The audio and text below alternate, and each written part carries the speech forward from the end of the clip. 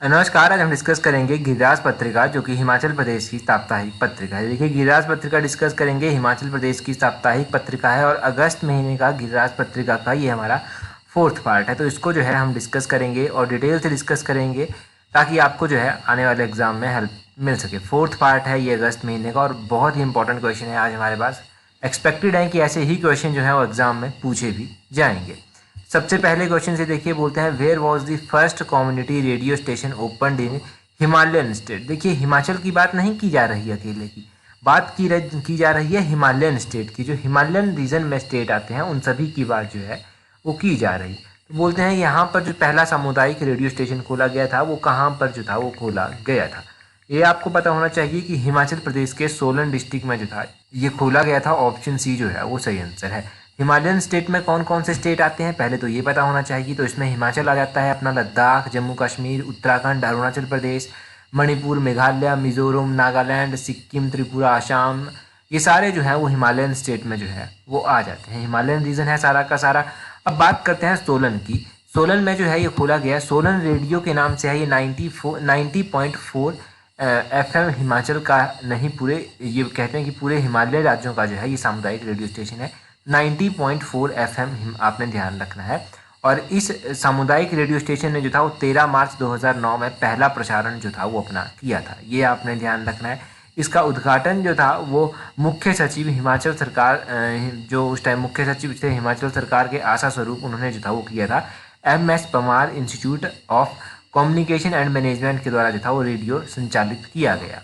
ये आपने ध्यान रखना है। तो सारा डिटेल में इसके बारे में पता चल गया आपको कि किस तरह से था ये हिमालयन रीजन का पहला रेडियो स्टेशन। और भी क्या कुछ यहाँ से इम्पोर्टेंट है, तो यहाँ से क्या क्या इम्पोर्टेंट है, यहाँ से 90.4 FM याद रखना है आपने। 13 मार्च 2009 जो है वो ध्यान रखना है कि इस दौरान जो था वो, या फिर इस दिन जो था ये खोला गया था, ये ध्यान रखें। तो 2 दिन क्वेश्चन तो यहाँ बीच से ही जो था वो बन गए, इनको आप ज़रूर नोट कर लें ताकि ये अगर एग्ज़ाम में पूछे जाएँ तो गलत नहीं होने चाहिए आपके। बाकी तो रेडियो का आपको पता ही है कि रेडियो का काम क्या होता है, किस तरह से काम करता है। और आपने ध्यान रखना है कि ये जो सामुदायिक रेडियो है ये पूरे देश भर में इसकी शुरुआत जो था वो 2006 में जो था वो हुई थी। अन्ना यूनिवर्सिटी चेन्नई में जो था वो पहला सामुदायिक रेडियो स्टेशन जो था वो खोला गया था। और हिमालयन राज्यों का जो था वो सोलन में शुरू हुआ था, ये भी ध्यान रखें। तो ये सारा डिटेल से आपने इस रेडियो के बारे में जान लिया, रेडियो स्टेशन के बारे में जान लिया, कम्युनिटी रेडियो स्टेशन के बारे में जान लिया। अगला क्वेश्चन देखें, बोलते हैं how much assistance given under women window remarriage scheme. तो बोलते हैं कि विधवा पुनर्विवाह योजना के तहत कितनी सहायता राशि जो है वो दी जाती है। देखो, ये जो विडो रीमैरिज जो स्कीम चलाई गई है, विधवा पुनर्विवाह स्कीम जो है वो चलाई गई है, अभी की स्कीम नहीं है, पुरानी स्कीम है, परंतु अभी फिर से चर्चा में आई। विधवा पुनर्विवाह योजना के अंतर्गत जो है वो सरकार वित्तीय सहायता जो है वो देती है। पहले तो ये 65,000 रुपया जो था वो सरकार देती थी, 65,000 जो था वो पहले सरकार के द्वारा दी जाती थी। परंतु अब क्या किया गया है, अब इसको बढ़ा दिया गया है, कैबिनेट में बढ़ा दिया गया है। तो बढ़ाकर इसको 2 लाख कर दिया गया है। ऑप्शन डी जो है वो सही आंसर हो जाएगा। 2 लाख जो है वो बढ़ाकर किया गया है। अब ठीक है, 2 लाख इसको बढ़ाकर कर दिया गया है, ये आपने यहाँ से नोट कर लिया। इसके अलावा यहाँ से इसी आर्टिकल से जो क्वेश्चन इंपॉर्टेंट निकल कर आते हैं वो क्या क्या क्वेश्चन जो हैं वो आते हैं। इस योजना के बारे में कोई डाउट तो नहीं रहा ना, क्योंकि इस योजना के नाम से पता चल रहा है कि विडो रीमैरिज है, विधवा पुनर्विवाह है, तो ज़्यादा डाउट नहीं रहा होगा। आपने ध्यान रखना है कि इस बार मंत्रिमंडल में जो है जो स्वर्ण जयंती ऊर्जा नीति है ना हिमाचल की, उसमें भी जो संशोधन का निर्णय लिया गया है। इस योजना के तहत जो है वो समझौता ज्ञापन पर 40 वर्षों के लिए जो है वो होगा। और रॉयल्टी की दरें जो है इसमें 12 वर्षों के लिए 15% रखी गई है, और अगले 18 वर्ष होंगे उसके लिए 20% रखी गई है। 10 वर्षों के अगले जो बचे हुए 10 वर्ष होंगे ना, इसमें 30 साल रखी गई है। टोटल कितने हैं, टोटल 40 वर्ष हैं। 40 वर्षों में से जो पहले के 12 साल होंगे उसमें 15% रॉयल्टी दी जाएगी, फिर आगे वाले 18 साल अगले जो होंगे वहाँ पर 20% दी जाएगी, और बचे हुए 10 साल जो होंगे वहाँ पर 30% रॉयल्टी जो है वो सरकार देगी। ये आपने ध्यान रखना है। और इसी के अलावा आपने ध्यान रखना है कि कुछ यहाँ पर इसी आर्टिकल में परियोजनाओं की बात भी की गई थी। मैंने क्वेश्चन नहीं बनाया वहाँ से, क्योंकि वो परियोजनाएं गिरिराज पत्रिका में पहले बहुत बार डिस्कस हो चुकी हैं। जैसे कि लुहरी स्टेज 1 योजना हो गया। लुहरी स्टेज 1 योजना जो है वो 210 मेगावाट की जो है ये योजना है। इसके अलावा धौला सिद्धा योजना आती है। धौला सिद्धा योजना जो है वो 66 मेगावाट की परियोजना है। धौला सिद्धा के अलावा जो है सुन्नी डैम परियोजना आ जाती है, ये 382 मेगावाट की योजना है। कितना, 382 मेगावाट की ये योजना है। और सुन्नी डैम के अलावा जो है वो डुग्गर भी एक योजना है। डुग्गर जल विद्युत परियोजना जो है ये 500 मेगावाट की परियोजना है। और ये सारी की सारी परियोजनाएं जो हैं एग्ज़ाम पॉइंट ऑफ व्यू से इम्पॉर्टेंट हैं, तो इन परियोजनाओं को तो आप ध्यान रखें ही रखें कि कितने जो कि क्या क्या ये योजनाएं हैं और किस तरह से। लास्ट टाइम भी मैंने आपको बताया था, इस बार फिर से जान लेते हैं कि जो सरकार है, सरकार ने ये निर्णय लिया है कि जो मनरेगा के तहत जो दिहाड़ी दी जाती थी ना, उसको बढ़ा दिया जाएगा। सरकार ने दिहाड़ी जो है वो 224 रुपये से बढ़ाकर 240 रुपया जो है वो कर दी है। और जनजातीय क्षेत्र जो आते हैं, जनजातीय क्षेत्रों में जो है ये दिहाड़ी जो है वो और भी ज़्यादा बढ़ा दी गई है। जनजातीय क्षेत्रों में जो है ये दिहाड़ी पहले 280 रुपये हुआ करती थी, अब इसको 294 रुपीज़ जो है वो कर दिया गया है। और इसी योजना के तहत जो था वो और भी बातें की गई थी, जैसे कि इस योजना के तहत बात की गई थी कि जो ई टैक्सी खरीदता है कोई, तो इलेक्ट्रॉनिक टैक्सी कोई खरीदता है तो उसको जो है 50% का डिस्काउंट जो है वो दिया जाएगा, सब्सिडी आप कहेंगे, सब्सिडी दी जाएगी। तो वो सारा हमने जान लिया है कि किस तरह से सब्सिडीज जो है वो हिमाचल में दी जाती हैं। अगला क्वेश्चन देखते हैं हमारे पास क्या दिया गया है। नेक्स्ट क्वेश्चन बोलते हैं who are the beneficiaries of Sashakt Mahila ऋण योजना। तो बोलते हैं सशक्त महिला ऋण योजना के लाभार्थी कौन है। अब देखो, सशक्त महिला ऋण योजना जो है वो चलाई गई है। इस योजना के तहत स्पष्ट रूप से पता चल रहा है कि लोन दिया जाता होगा, ऋण जो है वो दिया जाता होगा। अब इसमें जो लाभार्थी आते हैं वो लाभार्थी कौन है, तो इसमें जो है वो 18 से 55 वर्ष की जो महिलाएं हैं उनको जो है वो यहाँ पर सहायता मिलती है। ऑप्शन सी सही आंसर है। गिरिराज पत्रिका में एक आर्टिकल आया था कम्प्लीटली, तो इस आर्टिकल के बारे में हम जानते हैं। इस आर्टिकल में पूरा डिटेल में बताया गया था कि इस योजना के तहत जो है वो महिलाओं को जो है वो 21,000 की, 51,000 की, 1,01,000 की जो है वो ऋण जो है वो प्रोवाइड करवाया जाता है। अब इसमें जो बेनिफिशरीज महिलाएं हैं उनके लिए क्राइटेरिया है कि 18 से 55 वर्ष की ये आयु वर्ग की महिलाएं होंगी और इनके परिवार के 2 बैंक खाते जो है वो हिमाचल प्रदेश राज्य सहकारी बैंक में संचालित हों, इसके लिए ये पात्र होंगी। ये भी कंपलसरी किया गया है कि इनके जो बैंक खाते हैं वो हिमाचल प्रदेश राज्य सहकारी बैंक में जो है संचालित होने चाहिए। इसके अतिरिक्त जो है वो लाभार्थी महिला के लिए सभी परिजनों के बचत खाते जो है वो सहकारी बैंक में न्यूनतम राशि के साथ खोलने पर एटीएम शुल्क में जो है 100% छूट जो है वो दी जाएगी। मतलब बैंक खाता तो खुल जाएगा, बाकी जो सदस्य होंगे, परंतु उनका जो एटीएम होगा ना, एटीएम के ऊपर चार्जेस जो है वो नहीं लगेंगे, ये भी सरकार कहती है यहाँ पर। और यहाँ पर ऋण देने की बात कही गई है। प्रथम ऋण के रूप में यहाँ पर 21,000 रुपये की वित्तीय सहायता दी जाती है और इसी ऋण अवधि में 5 साल में जो है और भी अगर भुगतान का कोई किसी को करना है तो जब ऋण चुकाना है किसी को तो उसका भुगतान अगर करना है तो वो EMI 431 ये मिनिमम किस्त रखी है कि इतना तो 431 किस्त जो है वो दे सकता है, ये आप ध्यान रखें। और 12 से 15 माह की अवधि में कोई बिना चूक किए जो है वो प्रथम ऋण का भुगतान कर देता है लाभार्थी, तो फिर उसको 51,000 रुपये के लिए दूसरा ऋण दे दिया जाएगा, यानी कि उसके लिए वो पात्र हो जाएगा। समझे ना आप कैसे है बात। पहला ऋण होगा 21,000 रुपये का, जो ये 21,000 रुपये का ऋण होगा ना, इसमें जो किस्त होगी वो मिनिमम 431 रुपये की होगी मासिक। अगर बिना किसी चूक के हर महीने जो है वो ये किस्त जो है वो देते रहते हैं 12 से 15 महीनों की अवधि तक, तो उसके बाद वो दूसरे लोन के लिए भी एलिजिबल है। और दूसरा लोन जो है वो होगा 51,000 रुपये का। 51,000 रुपये का होगा। इसमें नियम और शर्तें क्या रखी गई हैं, इसमें जो है वो EMI जो होगी ना, जो मंथली जो इंस्टॉलमेंट होगी वो होगी 1,047 रुपये की। और 12 से 15 माह तक अगर लगातार ये किस्त दे दी गई तो उसके बाद जो है वो क्या होगा, उसके बाद वो तीसरे ऋण के लिए भी जो है वो एलिजिबल हो जाएगा और तीसरा ऋण जो है उसको 1,01,000 रुपये तक मिल जाएगा। इसकी EMI जो है वो 2,073 रुपया होगी, 2,073 रुपया होगी। और इस ऋण सुविधा पर जो है वो 8.51% ब्याज दर जो है वो निर्धारित की गई है। ये आपने ध्यान रखना है। आपको पता चल गया ना कि किस किस तरह से ये पूरी योजना है। इसमें ऋण दिया जाएगा, ऋण जो है वो 21,000 होगा, 51,000 होगा, 1,01,000 होगा, परंतु सीधा कोई 1,01,000 का ऋण नहीं ले सकता, उसको पहले 21,000 का ही मिलेगा। फिर अगर वो बिना किसी चूक के वो किस्तें देता रहता है तो फिर 12-15 महीनों के बाद वो दूसरे ऋण के लिए होगा और दूसरे ऋण की भी वो किस्तें अगर 12-15 महीनों के लिए देता रहता है तो वो तीसरे ऋण के लिए एलिजिबल जो है वो हो जाएगा। तो इस तरह से इस ऋण की पूरी बात है, ये इंपॉर्टेंट है, ये ध्यान रखें। अगला क्वेश्चन देखें, बोलते हैं consider the following statements about प्रधानमंत्री मातृ वंदना योजना। तो प्रधानमंत्री मातृ वंदना योजना के तहत किसी को लाभ मिला, उसका जो है वो आर्टिकल आया था कि 3927 लोग जो है वो इसमें जो है वो लाभान्वित हो चुके हैं गोपालपुर के। परंतु हम बात करते हैं इस योजना के बारे में कि क्या है ये योजना। स्टेटमेंट बेस्ड क्वेश्चन देखिए, बोलते हैं it is an initiative under the ministry of health and family welfare, कि ये स्वास्थ्य और परिवार कल्याण मंत्रालय के तहत एक पहल है।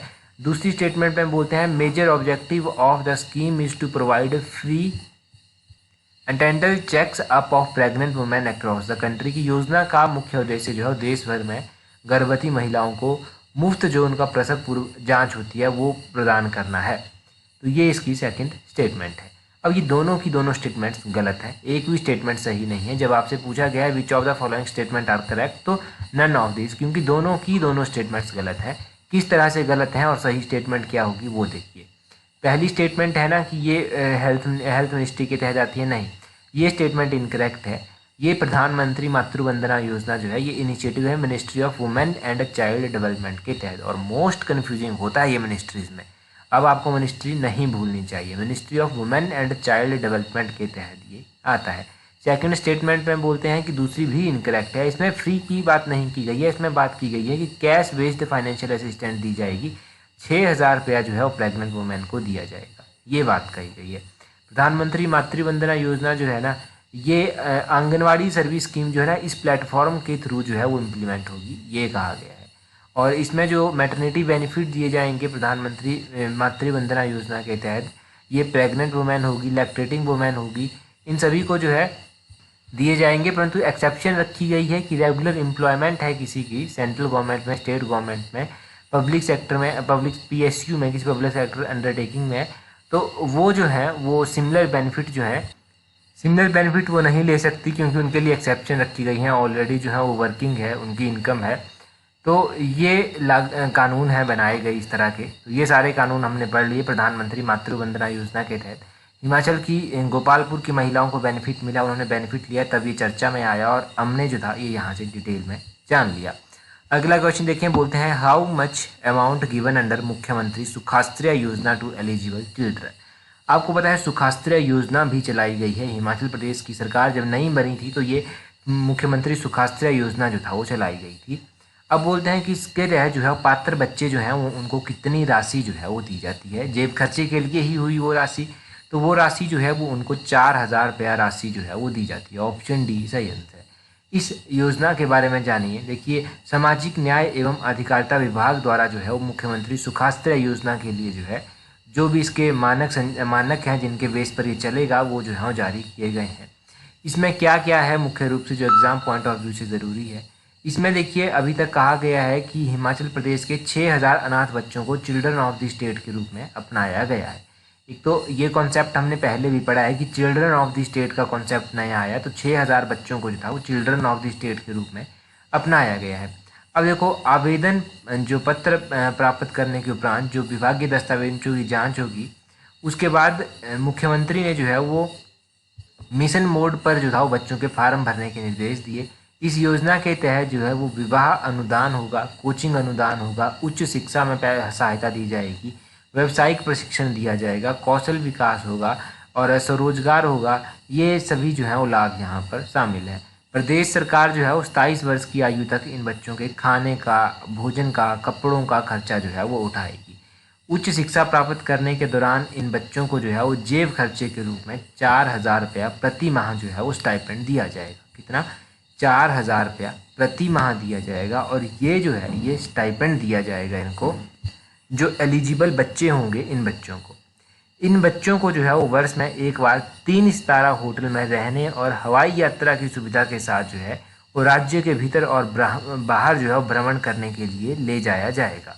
देखो, ये भी अच्छी बात रखी है यहाँ पर कि जो बच्चे होंगे यहाँ पर इनको 3 स्टार होटल में जाकर खाना भी खिलाया जाएगा, इनको रहने के लिए भी जो है वो यहाँ पर सुविधा दी जाएगी और राज्य के बाहर जो है इनको भ्रमण के लिए भी ले जाया जाएगा। और इस योजना के तहत जो है वो मकान बनाने के लिए भूमिहीन अनाथ बच्चे जो होंगे उनको 3 बिस्वा भूमि जो है वो आवंटित की जाएगी। ये सारी बातें जो हैं वो यहाँ पर कही गई हैं कि किस किस तरह से क्या क्या बेनिफिट जो है वो बच्चों को दिए जाएंगे। ये मुख्यमंत्री सुखाश्रय योजना आपने यहाँ से कम्प्लीटली जान ली। अगला क्वेश्चन है, बोलते हैं which date in August is observed as Sadbhavana Diwas. तो बोलते हैं कि अगस्त में किस तिथि को सद्भावना दिवस के रूप में मनाया जाता है। सद्भावना दिवस के रूप में हम डिटेल से जानेंगे। देखो 20 अगस्त जो है ये सद्भावना दिवस के रूप में मनाया जाता है। कौन सा अगस्त? 20 अगस्त। अगस्त महीने की 20 तारीख को सद्भावना दिवस के रूप में जो है वो मनाते हैं। देखो सद्भावना दिवस जो है वो मनाया जाता है जो हमारे पूर्व प्रधानमंत्री रह चुके हैं। अब देखो ये जो सद्भावना दिवस है ना, ये मनाया जाता है जो इंडिया के यंगेस्ट प्राइम मिनिस्टर थे राजीव गांधी, उनकी जो बर्थ एनिवर्सरी होती है ना, उसको सद्भावना दिवस के रूप में जो है वो मनाते हैं। ये आपने ध्यान रखना है। और ये 20 अगस्त को जो है वो होती है। अभी 20 अगस्त को ये हुई तो इनको जो था वो श्रद्धांजलि दी गई। 79 नंबर की जो था वो इनकी ये एनिवर्सरी थी। ये भी आपने ध्यान रखना है। बर्थ एनिवर्सरी सद्भावना दिवस के रूप में मनाया गया और इनको श्रद्धांजलि दी गई, इसलिए जो है वो न्यूज़ में आए। अब यहाँ से हम क्या याद रख सकते हैं और एग्ज़ाम पॉइंट ऑफ व्यू से अगस्त महीने में जो इम्पोर्टेंट डे मनाए जाते हैं ना, उनको हम यहाँ से याद रख सकते हैं। हम स्टार्टिंग से ही डिस्कशन स्टार्ट करते हैं कि 6 अगस्त को जो है जो मनाया जाता है यहाँ पर अगस्त महीने में, वो हिरोशिमा डे जो है वो मनाया जाता है। मोस्ट इम्पॉर्टेंट डे है ये हिरोशिमा डे। 7 अगस्त को जो है वो नेशनल हैंडलूम डे जो है वो मनाया जाता है। मैंने टेलीग्राम पर भी ये पोस्ट किया था, नेशनल हैंडलूम डे। और 9 अगस्त को जो है वो अगस्त क्रांति के रूप में मनाया जाता है, या फिर क्विट इंडिया मूवमेंट, जो भारत छोड़ो आंदोलन हुआ था वो 9 अगस्त को 1942 में स्टार्ट हुआ था, इसलिए ये 9 अगस्त को मनाया जाता है। आपने हिरोशिमा के साथ नागासाकी भी पढ़ा होगा, तो 9 अगस्त को जो है वो नागासाकी डे मनाया जाता है। 6 अगस्त को मनाया जाता है हिरोशिमा डे और 9 अगस्त को नागासाकी डे जो है वो मनाया जाता है। ये आपने ध्यान रखना है। और उसके बाद 12 अगस्त आता है, तो 12 अगस्त को इंटरनेशनल यूथ डे जो है वो मनाया जाता है। 12 अगस्त को ही वर्ल्ड एलिफेंट डे भी मनाया जाता है। और उसके बाद 15 अगस्त आता है, इंडिपेंडेंस डे के रूप में हम मनाते हैं। 19 अगस्त आता है, 19 अगस्त को वर्ल्ड फोटोग्राफी डे जो है वो मनाया जाता है। 20 अगस्त को सद्भावना दिवस के रूप में मनाया जाता है, वो तो आपको पता चल ही गया। और उसके अलावा जो है 20 अगस्त के बाद जो है वो 26 अगस्त आता है, इसमें इंटरनेशनल डॉग डे मनाया जाता है, जो इतना इम्पोर्टेंट है भी नहीं। और उसके बाद जो है वो 30 अगस्त आता है, इसमें नेशनल स्मॉल इंडस्ट्री डे जो है वो मनाया जाता है। नेशनल स्मॉल इंडस्ट्री डे जो है वो मनाया जाता है। अब यहाँ से क्या कोई इम्पोर्टेंट थीम भी आपको ध्यान रखनी है, तो देखो इम्पोर्टेंट थीम आप यहाँ से याद रख सकते हैं नेशनल हैंडलूम डे 2023 की। नेशनल हैंडलूम डे 2023 का जो था वो इसकी थीम थी handloom for sustainable fashion. Last time भी मैंने गिरिराज पत्रिका में ये डिस्कस किया था, हैंडलूम फॉर सस्टेनेबल फैशन। ये आपने ध्यान रखना है। टेलीग्राम पर मैंने बताया था आपको कि टेलीग्राम पर हमने क्यूज डाला तो मैक्सिमम लोगों ने गलत जो था वो टिक किया था इसका थीम। तो अभी आपको ये 2 बार रिवाइज होगी, अब नहीं भूलनी चाहिए। अभी कुछ 1 लाइन क्वेश्चन देखिए, 1 लाइन क्वेश्चन से थोड़ा सा रिवाइज हो जाएगा। बोलते हैं कि हिमाचल प्रदेश का कौन सा कस्बा पूर्व में धमेरी के नाम से जो था वो जाना जाता था? तो नूरपुर आपको पता है, पहले धमेरी नाम इसका हुआ करता था। बाद में जहाँ जगत सिंह जो था वो यहाँ के राजा थे, जगत सिंह ने जो था वो नूरपुर का नाम धमेरी से नूरपुर रखा था। नूरजहाँ के नाम पर जो था ये रखा गया था। ये आप यहाँ से ध्यान रखें। अच्छा चलो, अभी कमेंट करके बताइए कि धमेरी रियासत या फिर नूरपुर रियासत की स्थापना जो था वो किसने की थी? अभी एक कमेंट आया था ना मुझे कि साथ साथ में जब आप क्वेश्चन पूछते हैं तो अच्छा रिवीजन जो है वो हो जाता है। अब जो सीरियसली तैयारी कर रहे हैं ना, उनको पता है कि ये जब भी क्वेश्चन पूछे जाते हैं तो कितना जो है वो सोचना पड़ता है, और उस सोचने से जब आपके आंसर निकलते हैं वो आंसर नहीं भूलते आपके। तो चलिए बता दीजिए इसकी स्थापना किसने और कब की थी? शिवालिक घाटियों की अधिकतम ऊंचाई जो है वो कितनी है? तो 1500 मीटर जो है अधिकतम इनकी ऊंचाई है। शिवालिक और धौलाधार ये पर्वत श्रृंखलाएँ हिमाचल में पड़ती हैं। और देखो शिवालिक जो है और धौलाधार को मौलाक पर्वत के नाम से और शिवालिक को मैनाक पर्वत के नाम से जो है वो जाना जाता है। मुख्य रूप से शिवालिक की पहाड़ियाँ जो है वो हिमाचल में कहाँ पर पड़ती हैं, ये आप कमेंट करके बताएंगे। ठीक है, मुख्य रूप से पूछ रहा हूँ मैं कि कहाँ पर ये पड़ती हैं। ये आपका हो गया। अगला क्वेश्चन देखिए, अगला क्वेश्चन क्या है? इसके बाद बोलते हैं अर्की कला शैली किस रियासती राज्य में फली फूली थी? अर्की जो स्कूल ऑफ आर्ट था, स्कूल ऑफ पेंटिंग था, ये किसके कार्यकाल में जो था वो फूला फूला था? तो भागल रियासत के कार्यकाल के भागल में जो था ये फला फूला था। ये आपने ध्यान रखना है। पेंटिंग्स के बारे में हम जानते हैं, जब यूएस के प्रेसिडेंट आए थे ना, यूएस के प्रेसिडेंट के साथ इंडिया के प्राइम मिनिस्टर मिले थे और ये मिले थे लास्ट टाइम शायद G20 के समिट में इंडोनेशिया में हुआ था, तो उनको एक पेंटिंग गिफ्ट की गई थी प्रधानमंत्री नरेंद्र मोदी के द्वारा। वो कौन सी पेंटिंग थी हिमाचल की, वो आप कमेंट करके बताएंगे। अगला क्वेश्चन देखिए, अगला क्वेश्चन है हिमाचल प्रदेश की सबसे बड़ी सिंचाई परियोजना कौन सी है। तो शाह नहर सिंचाई परियोजना जो है वो सबसे बड़ी परियोजना है, बहुत बार ये ऑलरेडी रिवाइज हो चुका है। बोलते हैं हिमाचल प्रदेश में स्थित प्रसिद्ध पौंग बांध का निर्माण किस नदी पर किया गया है। अब देखो अभी क्या हुआ ना, अभी हिमाचल के डैम जो था, जब बहुत ज़्यादा बारिश हुई तो ये अपने लेवल जो उनका डेंजर लेवल था उससे ऊपर बहने लगे, गेट खोले गए तो बहुत सारे क्षेत्र जो था वो जलमग्न हो गए, बहुत सारे क्षेत्रों में जो था वो बाढ़ आई। बोलते हैं कि हिमाचल प्रदेश में जो पौंग डैम है ना, ये किस नदी पर बनाया गया है, ये ब्यास नदी पर जो है वो बनाया गया है। मैंने एक वीडियो में आपसे क्वेश्चन पूछा था रंजीत सागर डैम के बारे में। देखो रंजीत सागर डैम जो है ये इम्पोर्टेंट है और पंजाब के द्वारा कंस्ट्रक्ट किया गया है, रावी नदी बेसिन पर जो है ये बना है, रावी नदी के ऊपर जो है ये बना है, ये भी आपने ध्यान रखना है। तो रंजीत सागर डैम के बारे में आपको पता चल गया यहाँ से। उस टाइम मैंने क्वेश्चन पूछा था, आज आंसर बता दिया, तो अभी आपको नहीं कन्फ्यूजन रहा होगा। आगे बोलते हैं माउंट न्यूकमैन किस खनिज के लिए प्रसिद्ध है। तो भाई देखो माउंट न्यूमैन जो है ये किसके लिए फेमस है, ये लौह अयस्क के लिए जो है वो फेमस है। आयरन माइंस जो आयरन ओर माइंस जो होती हैं ना, इसके लिए ये फेमस है, ये आपने ध्यान रखना है। आगे देखें, आगे इससे आगे क्या क्वेश्चन पूछा गया है। बोलते हैं मानव हृदय कितने घटकों का बना हुआ है, कितने चैम्बर्स हैं ह्यूमन हार्ट में, ये आपको पता होना चाहिए। तो ह्यूमन हार्ट में जो है वो 4 चैम्बर जो हैं वो होते हैं, ये आपने ध्यान रखना है कि ह्यूमन हार्ट जो होता है ना उसमें 4 चैम्बर जो है वो होते हैं, ये आपको पता होना चाहिए। बेसिक साइंस का क्वेश्चन है। समुद्री सैलाब किसके महत्वपूर्ण स्रोत होते हैं। समुद्री सैलाब आयोडीन के महत्वपूर्ण स्रोत जो हैं वो होते हैं। रेगिस्तान में जो आवास करने वाले जानवर होते हैं उन्हें क्या कहते हैं, उन्हें मरूदित जानवर जो हैं वो कहते हैं। चलिए जी, ये भी ध्यान रखें। यहाँ से अगला क्वेश्चन देखते हैं हमारे पास क्या है। अगले क्वेश्चन में बोलते हैं भारत में ब्रह्मोस मिसाइल जो है ये बनाई गई, तो ये किसके सहायता से जो है वो बनाई गई। ब्रह्मोस मिसाइल मैंने करंट अफेयर में भी बहुत बार आपको पढ़ाई है कि हमने रसिया की सहायता से जो है वो बनाई है। रसिया और इंडिया की नदियों के नाम पर जो है वो इसका नाम पड़ा है। तो कौन कौन सी जो है ये नदियां हैं इनके जिनके नाम पर ये पड़ा है। तो ब्रह्मोस इनके ब्रह्मपुत्रा नदी ऑफ इंडिया, और उसके बाद जो है वो मोस्कवा नदी है, मोस्कवा नदी रशिया की नदी है, तो इसके नाम पर जो है ये नाम पड़ा है।